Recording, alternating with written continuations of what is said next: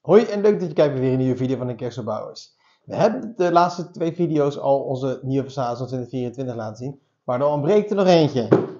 De Holly Jolly Hotel.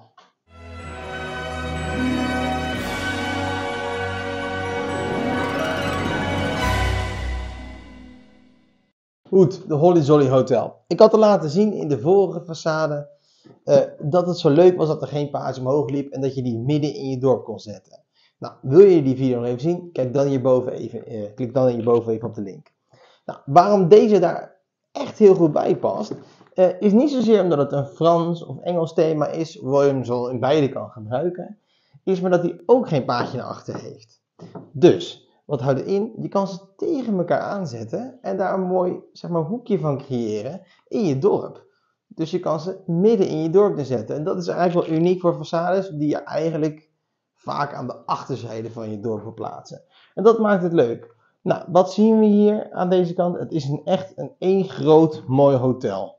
Met aan de voorkant nog een kerstboom. We zien ook nog een portier staan die dus de deur opent van het hotel.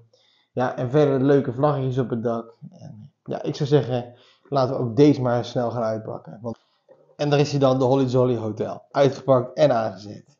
Nou, wat ik dus erg leuk vind aan dit is dat dit wagentje aan de zijkant, de kofferwagen. Nou, heeft Leemax ooit in het verleden ook een poppetje uitgebracht die zo'n wagentje voortduurt. Het is een zeer speciaal item als je die nog kan vinden.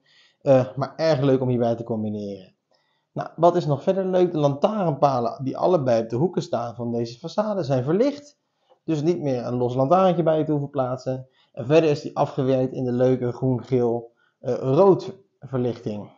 Nou, het is misschien op het eerste oog een beetje een saaie façade ten opzichte van de andere, want er gebeurt niet zoveel. Het is één rijtje aan huisjes.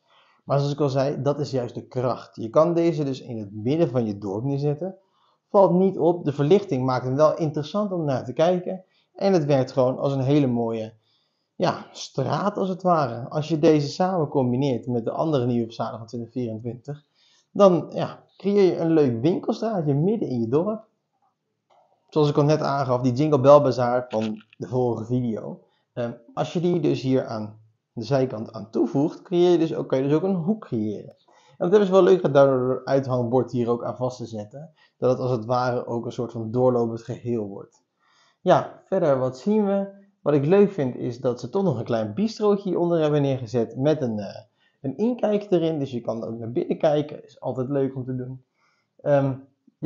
Verder is hier nog een galerij met wat posters aan de zijkant.